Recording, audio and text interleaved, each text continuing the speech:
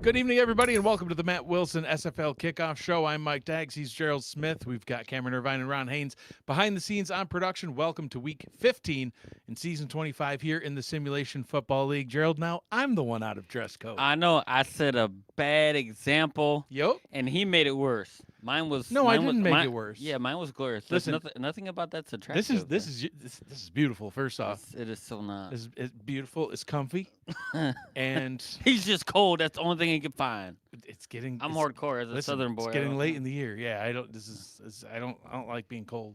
Yeah, Now I'm not because I'm in my nice toasty nothing about that's Mexico warm and City cozy. Aztecs hoodie. Go Aztecs. Hey, let's talk about some SFL stuff and stop rambling on just about me, shall we? So, we've got the championship trophy still here with us. The playoffs getting even closer now. Usually week 15 is the last week of the regular season. We got a bonus week of the Bonus regular week. season next week. So, but then, then it's into the playoffs and coming right up. So, got a few of you in the chat already. Zach Benjamin, you indeed were first. So, all right, let's recap last week, shall we? It was a week where it was either a close game or a blowout. There was really no in between. We started off with Pittsburgh and Arizona. That game was the one that we called, Gerald.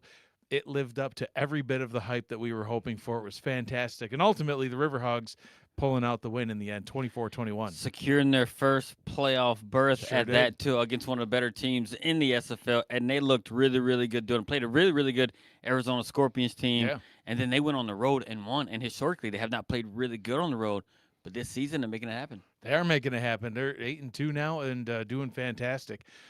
Carolina and Florida. This was, if I remember right, the only game that you and I picked different in our picks. And you went with Carolina, and you just can't seem to get on the Florida train. But Florida got the win, not by much, but it was a 16-13 Yeah, victory. they're just a bad team. They're the best of bad teams in a bad division.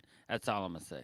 Yeah, well, listen. I'm just interested to see if you pick Carolina this week because they let you down, I think, a couple times now, and A lot. it's like you guys had made up. Now I'm wondering if that's going to go away. We'll see. Yeah. We'll get to the picks at the end. It's not time for that yet. they may hate me. I don't know. So Charleston at Fort Worth. Fort Worth is so confusing. So, like And so is Charleston. 45-0. Charleston got on a run and started looking pretty good, and you picked them. I picked against them, hoping that they were going to lose, and they did. And then Fort Worth's like, we're going to just demolish them, Yeah, and because we can. it's very confusing. And Charleston scored nothing. It was bad. Mexico City Aztecs, after getting blown out by Sin City the week before, did some blowing out of their own, 59-20 over the Lexington Miners, and another blowout immediately followed that one. Denver at Oklahoma City, 45-10. The Night Wings advanced to 7-3. Vancouver and Minnesota is a game I thought was actually going to be a close one, Gerald, but no, Vancouver. Yeah, I know. Yeah, no. You thought I was nuts, and you were right. Yeah, 33-10. it was bad. Yeah, Vancouver sticking it to Minnesota. They are now 4-6. I had identified them as a contender. I was incorrect. I wanted to call him a pretender, I know. but I didn't know the rules. I didn't want to pick who you picked. But Maybe- now I know the rules. I can maybe- pick who I want. Maybe we should discuss the rules before we do the show. There should be like a meeting, we'll make notes. Our producer just lets us wildly run unattended, Right. and it just whatever happens. Who knows? Bossier City, the Bossier City Steamers, 24-7 over the DC Dragons. I thought for sure DC was going to win that game. Me too. And DC has gotten really confusing, right? They lost a couple games in a row, and then they got back into winning ways and looked good, and then they go on the road and they just look this way. I don't know if Bossier City just played that well, or if it was just DC just not playing very, very good at all. Sin City, we thought Sin City was just going to steamroll Queen City. No, they won, but a 38-37 victory. Detroit beat LA 21-17, and in the Monday Night Spectacular, Baltimore took down Washington 30-17. We'll talk about that a little bit more later on. But first, let's get a updated look at the playoff picture as we see who is currently 1 through 12 and who's sitting there on the outside looking in. Up at number 1, we've got Houston Headhunters and Pittsburgh at 8-2 in the second spot. Vancouver also at 8-2. They are currently in the third spot because they are 3-1 common games against Pittsburgh, whereas Pittsburgh is 4-0 common games against Vancouver. DC still hanging on. I mean, they've had those 3 games. They didn't look that great, but They round out the top four, sitting there at 8-3. Hot on their heels, the Aztecs, the Night Wings, both at 7-3. Sin City, who at one point we thought was not going to be good this season, they're at number 7. Washington at number 8. We'll see them here in just a little bit. Detroit Maulers at 9. Arizona at 10. Florida, your favorite team this season, they're at number 11. I'll let you talk about them more later on. And, of course, Chicago at number 12. Baltimore kind of rising from the ashes. They're on the outside looking in. Albuquerque still hanging on. And even Minnesota hanging on, but it'll be a tough task for those teams. So For me, 7-12 is interesting, with the exception of Arizona. Why? Because Arizona is by far better than every team from like in that area. 7. Yeah, from 7-12. So it's, I don't know. I think it's, they play in a really tough West Division. So yeah, it's just, I don't know. It leaves a lot to be desired from my eyes right here. Yeah. From 7-12 leaves a lot to be desired, but we'll leave that for a lot to get shaken up here in the next couple of weeks between this weekend and next here in the playoff picture. Let's get into our offensive and defensive player spotlights, Gerald, and then we'll get into what's going on this week. So we'll jump right into the highlights. Why? Because Ron put together a nice lengthy video for me on the offensive player highlights, and you'll see why. My offensive player of the week is Fort Worth Toros. Yep, I picked a Toro. Jet Zero. He's got 24 rushing attempts, 134 yards, and count them up, 4 touchdowns, Gerald, in that game. I mean, they just absolutely steamrolled the Charleston Predators, and it was, quite frankly, in the hands, arms, and legs of Jet Zero the whole game. You'll see right here, he has his first rushing touchdown of the night, the first of 4. And that's what stood out to me. I mean, 134 yards isn't necessarily, something that's going to be offensive player of the week worthy, but 4 touchdowns, just absolutely incredible to find the end zone that many times. Here's his longest run of the game, 36-yarder down the left sideline, just making people miss with his speed, a little bit of moves involved as well. That's the way that he's able to get it done. Damon Simeon in the chat says Mike Daggs is out of dress code. Yes, I am, and I approved it. Here's the second rushing touchdown of the day. Nice run off the edge. And listen, it's not always necessarily just the player of the week that is able to get it in there. Look, there's the Dax DroneWorks blimp. Got somebody trying to break into the studio right now. This is wild, Gerald. But look at this blocking by Aaron Alexander. He was just circled there. Watch this. Sets up a nice block, sets Jet Zero free, and then we had another touchdown rush. This is the third. Gerald, this is still the first half. Granted, there's 14 seconds left in the half. It's 5:14, right? So, 3 rushing touchdowns, and we're still in the first half, a quarter and a half into the game. And, here's his halftime stats. 11 rushes, 81 yards, 3 touchdowns. He averaged over 7 yards per carry. He'd still get another 53 yards and a touchdown in the second half. Here's one of them. He runs over a defender, stiff arms a defender, still is able to knock out 13 yards on the play. I think we'll get another look at that one, too, if I remember what Ron Haynes did for us here. Yeah, look, runs over one guy and then says, look, I'm already past you. I'm going to stiff arm you anyway. And then still goes and gets the first down. He murders a guy while going out of bounds. Yeah. Here's his stats on the season as we see his final touchdown rush of the day. 10 games in, he's got 134 attempts, almost 500 yards, 7 touchdowns, thanks in large part to the 4 that he got in that game. But you know what? You know what goes good with any player of the week? A side of bacon. That's what I need. Give me a side of JZ bacon. He didn't have any touchdowns, but he did have quite a few nice stats on the day, Gerald. He had 29 rushing attempts, one of which was this 36-yarder. That's right. He also had a 36-yarder, just like Jet Zero had. And what else did he have? Well, he had, a whole bunch of rushing yards, 165 of them to be exact. So he actually had more rushing yards than Zero had. But between the two of them, they had darn near 300 yards on the day. Insane. Yeah, it was just absolutely incredible. And 714 total yards on the season. Able to push through there to get a tough first down rush. So, again, between the two of them, they had over 300 yards on the day. They had something like 50 carries between the group of them. 4 combined touchdowns. Granted, they were all in the hands of Jet Zero. So, Jet Zero, my offensive player of the week, with a side of bacon. I'll take it because look, when you do that, even collectively, I mean, you could pick either one of those guys. You rush for that many yards and do all that stuff, but the 4 touchdowns, when you're utilizing your 134 yards on the ground and then getting 4 touchdowns out of it, that means you're making the most of your opportunities, getting in the end zone. Congratulations to both these guys. Absolutely. All right, who do you got for us on defense? I have Denver Nightwings. I'm back on the Jimmy Hatches train, right? Got to do it. Denver Nightwings linebacker number 55, John Martin, had a great showing last week, right? So, look, this week he had 3 tackles, 1 TFL, 2 interceptions, and 1 pick 6, right? Not a whole lot that is going to wow a ton of people, but guess what? The opportunity he had has made a difference. And this is right here in the first quarter, dropping back to pass and gives a little bump a little bit down the field. And look, as he throws it, he's able to kind of get in there and actually pick it off. And what he does, he takes it, does a little bit of showboat and realizes Jimmy's not going to like it, so I'm just going to get into the end zone. But the way he actually played that ball right here, the way he played it was great right there. Just ended up bumping the guy, getting him a little bit off of his route, and then watch this right here. Getting a little, and what? The bad throw, being able to pick it off, just follow out good coverage, and then took it to the end zone. And look, here's another right here. His run recognition is really, really good, right? Look at a straight path to the ball, getting right in there, and look, turning him around, and then his teammate put him in. He put him in the spin cycle. Teammate comes in, knocks it out. Guess what he does? Scoop and score. Wow. That's what you want from your defense. That's what Jimmy Hatches has been wanting all season long. Turns him around, gets him out of sorts. Teammate comes and makes a hit. Teammate pick it up, scoop, and score.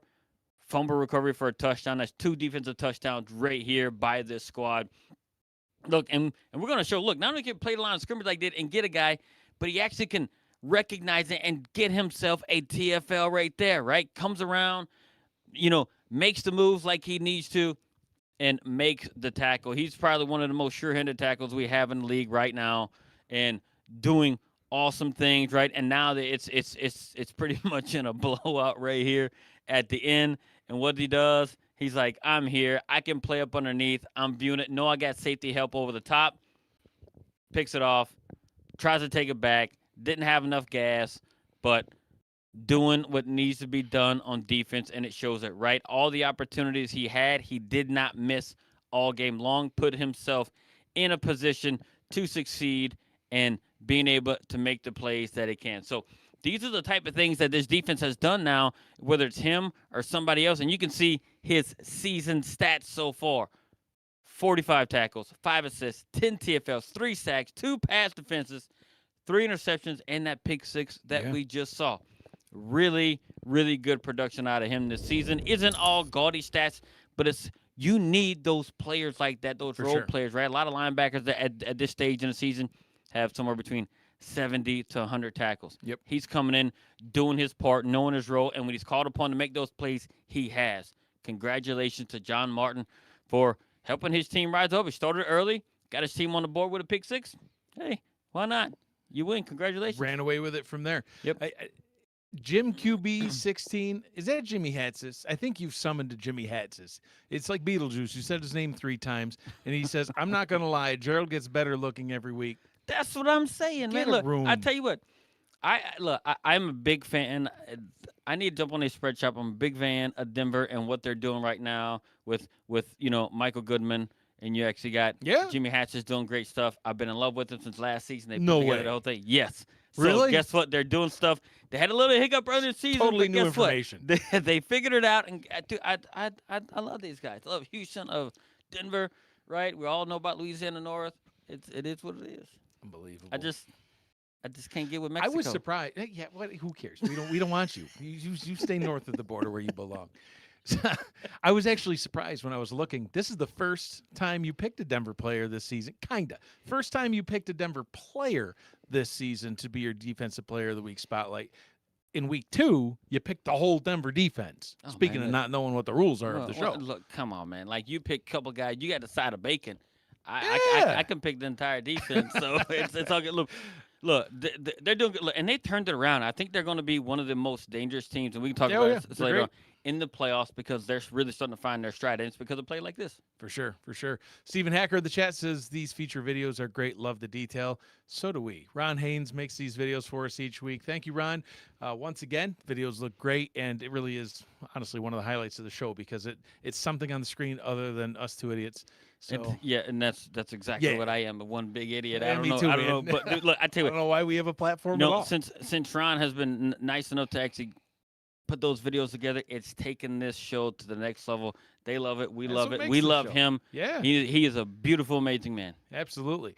All right. Week 14, you're gone. Week 15, let's get into it. Let's take a look at the weekend's schedule, shall we? There it is. All right, the Willson Show on right now. You're watching it. You're here. Welcome. Washington at Vancouver is next at 8 p.m. I don't know what's wrong with that, man. It's going to be a broadcast of all broadcasts. It's that shirt. It's Houston week. That's what it is. It's Aztecs Houston week. We'll mention that in a minute. Washington at Vancouver is coming up tonight at 8 p.m. And Gerald and I will do that one at 9:30. You get a couple more games. You got Florida at Denver. Eddie Gage and Stephen Mollinex. Talk about an all-star crew right there. A couple of SFL legends. Eddie is one of the best play-by-play guys that we've ever had. Getting him, I mean, one of the best analysts we've ever had. Put him on play-by-play, something really, really good in the string. And then Stephen Mollinex, he is by far. Speaking of he's best analysts. If he can call, in my opinion, he can call real games. Oh yeah, the way he does it, the way he breaks down, good with words. Stephen was one of the guys I found him and Cam early on, so. I'm gonna listen to it. Yeah, absolutely. Baltimore, Detroit is in that same block. Cameron Duty and Rochelle Colston on the call. Then we've got a 4-pack of games for you on Saturday, starting at 6:30 p.m. Eastern. Albuquerque at Bossier City, South Division battle. Jacob Clear, Brandon Walters on the call, and at 6:45 Oklahoma City at Chicago with Mark Lopez and Anthony Ellison. We've got Charleston, Lexington at 9 p.m. with Tyler Falcon. Brett Solberg finally got those two paired together. Back together, yes, sir. And DC, Los Angeles, Chris Curtis, Mark Lopez at 9:15. On Sunday night, we've got 3 games in a solo block. We've got Minnesota at Pittsburgh, Jacob Clear and DJ Kilgannon on the call. And at 9 p.m., you got a couple of games. Sin City, Carolina with Brett Solberg and John Campbell, and Fort Worth, Queen City with Eric Vincent and Jesse Long. Of course, Gerald, of course, the Monday night spectacular of all spectaculars, Mexico City at Houston. This game is one that I think is so good, we should break it down. We are going to break it down. We are going to. Typically, I stay away. I know we you stay do. away from, talking about your team yeah. because I'll hear about Nobody wants one. to hear me Rah, talk rah, about we're the Aztecs. good. Yeah. But guess what? They get mad at the rings. Cam's tired of hearing about the rings. You're tired of hearing. I tried to make him kiss the rings earlier. He wouldn't do it. That wasn't happening. I did it again. This show's weird. But yeah, listen, Mexico City, Houston's going to be a great game, and we are going to break that one down. I won't get on my soapbox all too much. I'll try to do this as fair as I can. The Aztecs are the best team in the history. No, I'm kidding. All right, let's talk about it in all seriousness. The Monday Night Spectaculars, Mexico City at Houston. This is one of the longest-standing rivalries in the league. These teams have met 21 times previous, dating all the way back to Season 6. That was January of 2016. I don't think there are 2 teams that have played 21 previous times. I'd have to look. My research sheet doesn't tell me that information yet, but now it's gonna, because now I just bothers you now. It bothers me now. 21 meetings. It is one of the most storied rivalries of all time, and it's a fairly even rivalry too, which you don't always see. Houston leads the series 11-10. Like That's we amazing. pretty much split. You want to know how close these ones are, Gerald? 15 of those 21 matchups have been 1-score games. 15 of them. 9 of those 15 were 3 points or less. A couple of them were a single point.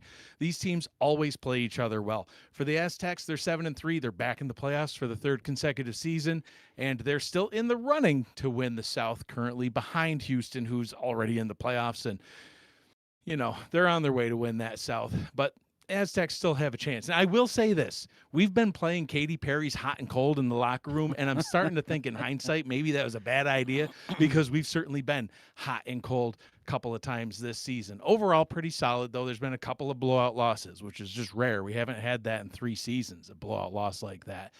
Now we've had 2, and can you do? But, hey, overall, like I said, pretty solid. 5th in points scored, 6th in points allowed, one of the top offenses and defenses in the league. But Houston, Houston, they're the number one team in the league, and they have played that way. And I know you're going to talk about them. Your son's on the team, and for some reason, you just love yourself some Houston, so we're going to hear about that. Wonder who he picked. Go Aztecs. Third in points scored for Houston. First in points allowed, barely allowing more than a single touchdown when they're at home. Barely over 7 points per game allowed at home. The Lake Man, he's not used all that much, Gerald, but when he is super efficient. He's got the best QBR in the league. The run game is where it's at for Houston, though. Tino Sosa leading the charge and playing absolutely incredible. I'm sure you're going to talk about him, too. All around an incredibly solid team. So this should be a really great game.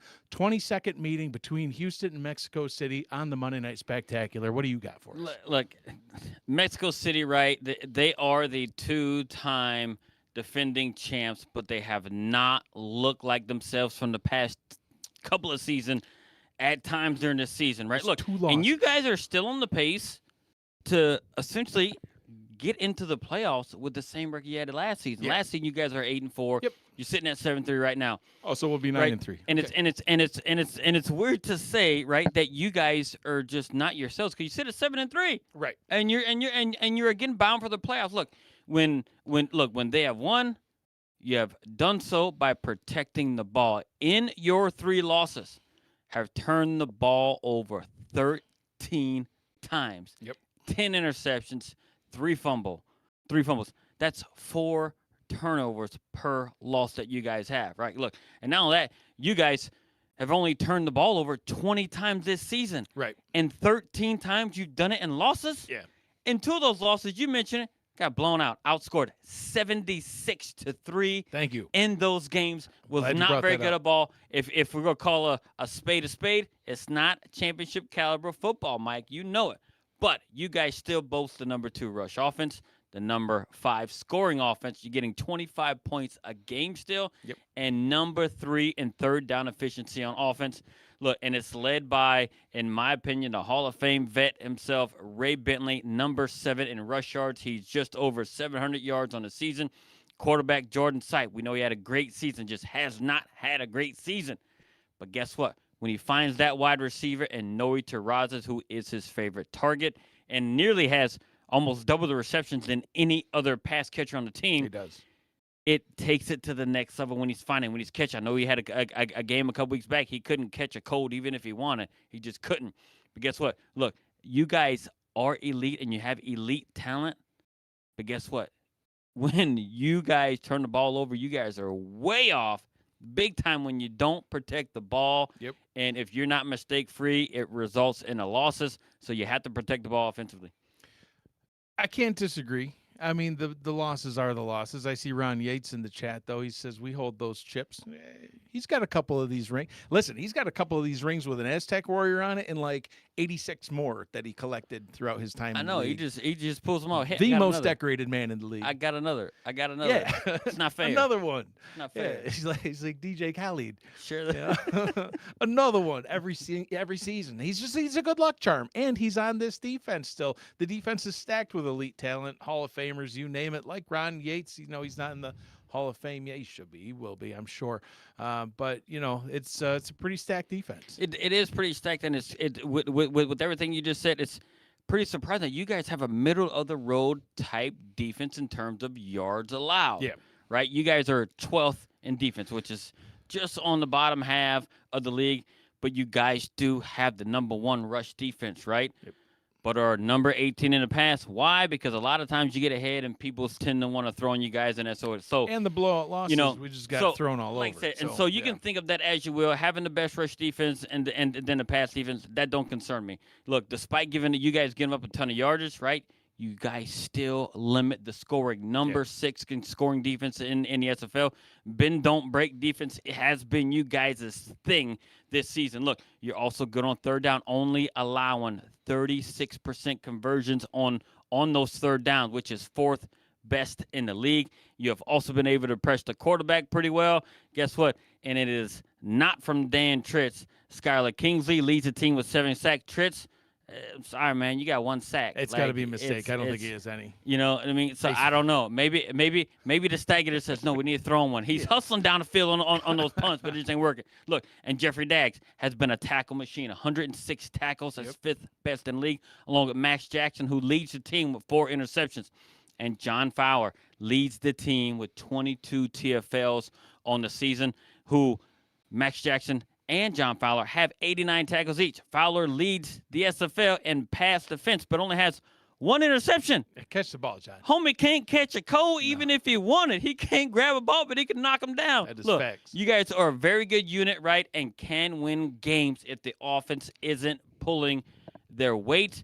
But when the offense puts you in them in tough position, it makes it tough. So key players, Jordan Sipe, don't throw the INT. Stop it. And look, you know I love him. I mention him all the time. Tight end Bill Henry involved. Get him involved. The offense is next level when you do it. Defense, keep up that same intensity, and you might be looking at that 8th win. We'll see what they're able to do on Monday night. Let's talk about Houston. Listen, I'll say it as I'm wearing my Aztecs hoodie. Houston is the best team in the league right now. They have won 9 straight games, and they are looking absolutely dominant in every phase of the game. 6 of those 9 wins were by 2 scores or more. The defense, they pressured the quarterback extremely well. 24 sacks on the season, rank 4th. But the most impressive side of the defense is how dominant they have been without having very many turnovers. They are 5th worst in the league. They don't take away the ball that often, but they're getting really good production out of all their people right there, right? Yep. So look, great production. Don Rohr, 9.5 sacks, along with Juan Mississippi, one of the greatest free agents that we've ever seen on the defense side of the ball, being pulled in, having an all-star season, and they also have safeties, Guy Incognito and King Henry, top 10 in tackles this season.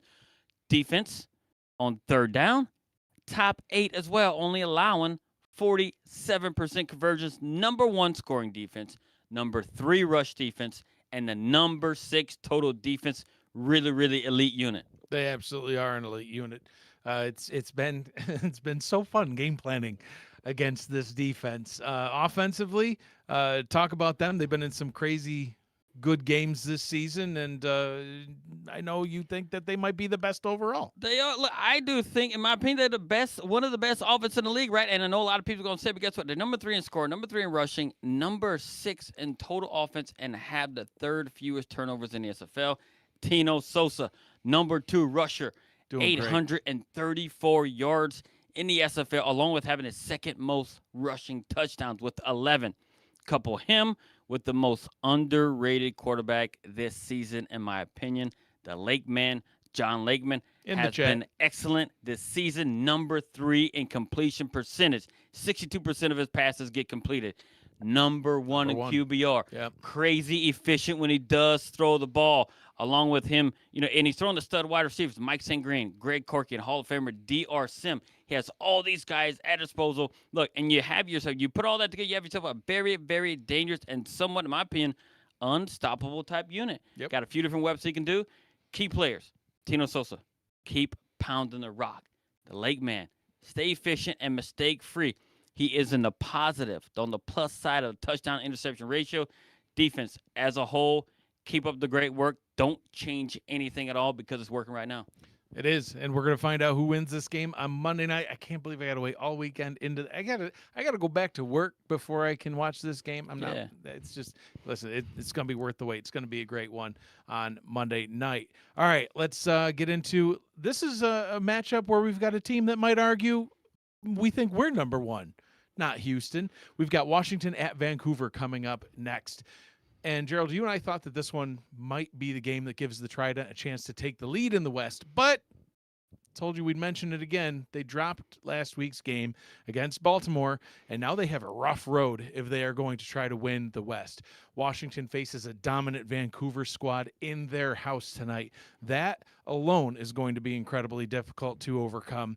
But then they host Denver, the team that you were just kissing their it's a family program, but they got to play them too, right? They would need to also win that, and then they'll need some help. Here's the help they'll need. In addition to serving Vancouver with a loss tonight, they would need Sin City to beat Vancouver next week.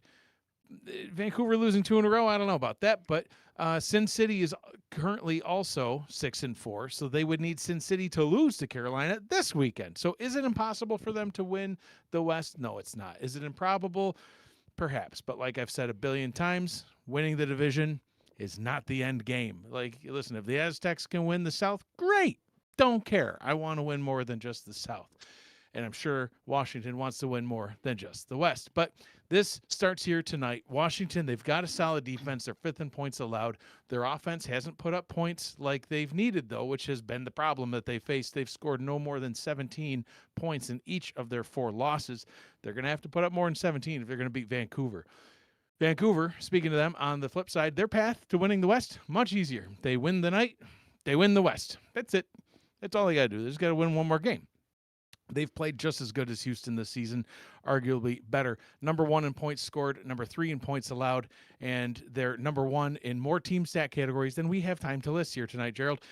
Will this one be a great game like we had hoped, or is Vancouver just going to run away with this one and the West? I'm going to start with Washington, right? Okay. Look, just as I give the Trident some credit for turning that season around, and, I asked them a little bit, called them pretenders. You did. They lose. Yeah. They lose. And you know what the bad news is? They lose, and they lost to a not-so-good Baltimore team, Yes. which could essentially put their playoff hopes in jeopardy. Right, yeah, forget the West. They might not even make the playoffs. Especially given the remaining games that they have. They have Vancouver tonight, and then they play Denver, who is 7-3. Mm-hmm. The good news for them, if you call it good news, if you win tonight, you're in. But it's Vancouver. So we're gonna talk about that. Look, this team, is typically carried by their defense, right? Who forced a ton of turnovers. I talked about it, a gazillion turnovers over the last few games and stuff like that, right? Which has given their offense more opportunity to put up points. The offense only had 3 turnovers during their most recent 5-game win streak. In the loss last week, they had 2 turnovers, right? It's not a whole lot to speak of, but when you talk about over the 5 games that you played, you only had 3. Right. And last week, you give up 2. You can't do it. If, limiting the mistakes is key for them to win, along with the defense taking the ball away. The defense is top 5 nearly across the board, which also includes third down defense and takeaways. Look, and they are playing at a high level on defense, and it's led by Nicholas Warner, 105 tackles, 5 interceptions from his linebacker position. Albert Begin, number 1 in the SFL with 8 interceptions, and he has 92 tackles to go along with that. These 2 guys are stud. But on the offensive side, they leave a lot to be desired, especially considering they were a top 3 offense last season. Right. They seemingly have almost completely fell off, right? To beat the better team, they must get better production from the offense. And it comes at the key players right here for them. The running backs, Christopher Dean and Dwayne Salmons, right? Get them going to open up the offense to create more manageable third downs because they are not very good on third down on offense right now. Quarterback Tommy Utah, you have to stay mistake-free. Defense, don't change nothing whatsoever. You're going to let Nicholas Warner and Albert Begin, who's going to lead you going in the right direction at the second and third levels. Guess what? And they make plays, and they can carry your team because they have proven it over even last week, right? They proven it over the last 6 games that they can actually put the offense in a position to win. All right, well, talk about Vancouver. I mean, arguably, I know we said Houston's the best team, but Vancouver, they're thinking that they're the best team. And even though a lot of people are talking about Houston and Pittsburgh this season because of how good they're doing compared to how they've maybe done in seasons past, Vancouver, through 10 games, they've gone 8-2. Dude, they've gone 8-2, and everybody's talking about Pittsburgh and Houston. Yep. And it's kind of weird to say they've quietly kind of just – been on the back burner. Say, hey, talk about everybody else. We're going to come in here, right? Because the other teams have been on a tear. Guess what? These guys are extremely good and well coached, right? Yep. The offense you mentioned, number 1 in points per game and rush offense and total offense. Number 1 third down efficiency, converting 60% of the third downs. And they are also the only offense in the SFL who averages over 400 yards of offense per game. That's insane. Offense is very well rounded. Christian Brown has been among the best QBs this season. It's crazy. Number 3 in passing, has over 2,700 yards through the air. Number 2 in touchdowns, 18 touchdown passes thrown, and he's number 2 in QBR, right? So it's like, and he's also, guess what? They're giving him protection. He's the least sacked QB in the league. He's only been sacked 8 times across the 10 games, and he has 3 pass catchers that he's thrown to with over 40 receptions. Brett Killian, who has 8 touchdowns, look, and that's number 1 in the SFL. Nick Lockett and tight end John Michael Sudduth, right? Those guys have 40-plus receptions, along with having those 3 plus 1 more with over 500 yards of receiving. Yep. It's insane. Oh, and let's not forget the number 1 rushing attack in the league, right? 3 different ball carriers have over 350 yards each. Running back Devin Lloyd, fullbacks, Yep. plural, J.W. Doyle, and Jalen Wells all have over 350 yards apiece. They can strike at any moment and utilize many different players to do so. Extremely scary. I don't want to play them, right? Because guess what? They're going to use any one of these gazillion people I just mentioned on offense to try and beat you, and they have beat 8 different opponents. Yeah, I'd prefer not to play him again. Didn't go well for me earlier this season. Went okay last season, though. We'll see. We'll see if we have to face him again. But, their defense, just as good as their offense. They've got one of the top defenses in the league, talent at every level. All 3 levels talent, right, which has got them where they're. And they're able to take a ball at a high rate. They're ranked 4th in the league in takeaways, right? And and one of it's led by his quarterback, Emmanuel Blackman, has 7 interceptions, right? And also they rush the passer very, very well. 22 sacks in 10 games. 17 of those 22 have come from their front 4. Mm-hmm. So they're getting pressure right up front. They don't have to blitz. They just bring it right at you, and they overpower an offensive line. The defense ranks number 3, you mentioned before, in points per game. They're only giving out 16 points a game. And guess what? Their offense scores 30 points a game. Right. So when you're doing that, you're doing really good stuff. Number 7 on pass defense. Number 2, in rush defense. Number 2 overall defense. Oh, and guess what? They only allow 37% conversions on 3rd down. That is an insane stat. I don't think anybody else is below that. I think everybody else is giving up 40 plus. Look, they are elite at all 3 levels, and I can't say anything more about it. No. You're just great. Guess what? Look, and their key players, for me, there's just way too many to list. They can strike from anywhere. Defensively, they operate as a complete team. Because if you look at it, everybody has similar stats. Everybody has 30, 40 tackles across the board. Yep. So they're everywhere. They just, whatever scheme they got going, everybody's doing everything. All that, just keep doing what you're doing, and you might find yourself, depending on how it shapes out, as the number 1 seed. Yeah. Who knows? They sure could. There's still a couple games left for all these teams. So, that game in less than 8 minutes. 8 minutes. We got to get to our picks. Gerald, we did okay last week. I went 7-2. You went 6-3, which means I'm back out in front. You're back in the lead. Back in the lead. Damn, I was tied one time. You were so close. Yeah, so close. You've never been in the lead, but you've been tied now once. No. 64-30, 63-41. 19 games left to pick after this group that we've got here tonight. So Florida at Denver. Who do you got? I don't even have to say it. Everybody knows I don't like Florida. I do think they're going to back into the playoffs, and they're just a bad team. They're the best of bad teams in a bad division. Denver is playing at a really high level right now, especially with the way they performed last week doing their stuff, and they're playing at home. I do think they win it by a couple scores. Yeah, I picked Denver as well. They are playing at home, and actually, statistically, it looks like it'll be a closer game than you think, but when it comes to points scored versus points allowed, Denver just beating them in that category. I think that Denver gets the win. Baltimore at Detroit. Will Detroit serve Baltimore with their first losing record ever? I don't know, man. I just don't know what to do with both these because Detroit comes back and they start steaming back and then they falter in a game you think that they should do pretty well in. But I have to go with Detroit. They play at home. They do have a really good defense. Baltimore is so hit or miss.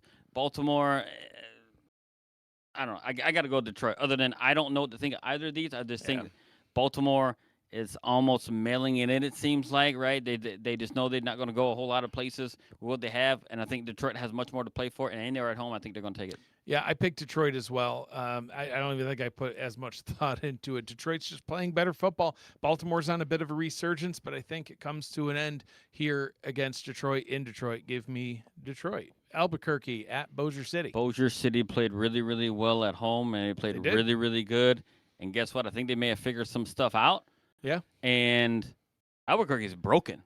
I'm gonna just call it what it is. Albuquerque is just completely broken. Someone broke their will. You know, you can give credit to Houston or whoever Yep. beat them. You know, the 6 times that they've lost. Bossier City's figured something out. It's a South Division thing. Bossier City's gonna win. They are at home. Like I said, Albuquerque, I think it's broken right now. Yeah, I originally put down Bossier City as well, and then I switched it to Albuquerque. These two teams are very similarly matched. Similar records, similar stats, similar scoring, similar points allowed. There was then one stat category that I looked at that I saw that was the deal breaker for me, and that's the turnover differential. Albuquerque has a +6 turnover differential. Bossier City has -8. They're just turning the ball over too much. They're not getting enough of them back.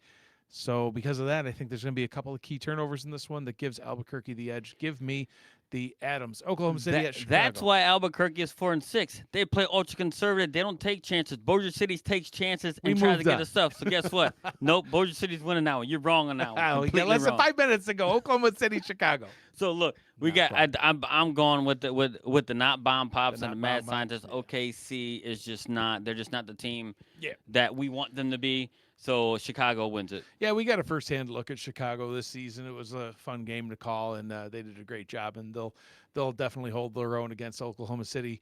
You know, they're in Chicago. Give me the Warriors. Charleston at Lexington. Both these teams got blown out last week, but I Yep. do think Lexington is not near the team that they hoped they would be, similar to what they were last season. Charleston is a better team, I think, better built, better coached than them, even though they got blown out last week Yep. in Fort Worth. But I got to choose Charleston. I just think they're the better team. Yeah, it almost feels like Charleston or Lexington's moved on to season 26 already. And they're not really. They don't. Their heart's not in this season anymore. They're just preparing for next season. Charleston, I still think that they're trying to fight for these remaining games, and I think they get the win in that one. DC, Los Angeles. I think this is a trap game for Almost, DC yeah. right here, right? Because you have, LA sitting at 2-8 and DC coming off a loss, and they're now 8-3. I think DC could get caught themselves. They need. I do think they're going to win, Yep. but they need to watch themselves as they start looking at the playoffs because they are now in with 8 wins. So they need to keep themselves in there and get that 9th win to try and get themselves to the security division, depending on how Pittsburgh does with their remaining 2 games. So they need to keep their eye on the prize, win this last game for them to secure it, which I think they will. But if they get caught sleeping, they could be looking at 8-4. I agree. I'm going to take DC as well, though, because I do think that they'll pull out the win over Los Angeles, who's just struggled this season. Minnesota at Pittsburgh. I think we all know Pittsburgh. Louisiana North, Yeah. no problem. Pittsburgh for me as well. They're 8-2. I think they go to 9-2, and they're going to continue their fantastic season against the struggling Legends squad. Sin City and Carolina. Are you picking against Carolina now? Look. Did they let you down too many Look, times? man, look. I got it. caught kissing them on I the knew mouth for too long. And next thing you know, they just stabbed me in the back. They I don't did. know what's going on. I thought we had this makeup session, and you just want to turn around and stab me in the back. I got to take Sin City. Boy, I can't trust you. I can't trust you. Give me Sin City as well. I picked them a few times now this season, and after they stuck it to me a couple weeks ago, it's earned and deserved. Sin City takes the win, I think, over Carolina. Fort Worth, they just looked absolutely on fire against a Queen City team that, by the way, isn't the greatest at stopping the run, and we just saw what that run game does. And that was the key factor for me. They just ran Yeah. all over the other team. And Queen City, like you mentioned, they have something that they just can't really stop, even though they are playing at home. But even for Fort Worth, you beat a team in the manner that you did. You're begging for me to pick you, and I just had no choice. Given the quality opponent that they have, Fort Worth's going to win it. Yeah, my arch nemesis Toros are going to come to my hometown Buffalo. I think they're going to get the win over the Corsairs. Give me Fort Worth in that one. Mexico City at Houston. Guess what? No one's bringing tacos from Mexico up to Houston. Of course They not. got a whole different flavor of food. Yeah. And guess what? It's going to be at the tune of the Lake Man. He's going to be doing his thing. Tino Sosa's going to do his thing. And guess what? The defense is a lot tougher than what maybe you guys give him credit for. You're an offensive coordinator. You think you can beat it. But I do think this defense is going to best your offense. Given if you turn the ball over 2 times against this Houston team, they will make you pay. And I do think that's going to happen because guess what? They got a guy named Blake B. Craze. He might be all up in your grill, and you could be like, what's going on? I know what's going to happen. I predict a sack right there and a field goal win for Houston. You just don't like tacos, and that's all it boils down to. That's fact. A Southern boy that don't like tacos. I just don't understand it. Give me the Aztecs because we at least got to tie the matchup up 11 apiece with Houston. That's it. That's Either all you way, got. it's gonna be great. Yeah, that's all I'm gonna say. Yeah, that's all. Yeah, Aztecs win. What else do we need to say? Count the right. rings. Count the rings. There, you like Yeah, that? that's good. That's good. All right, listen. That's enough shenanigans out of us. We got a game to get to.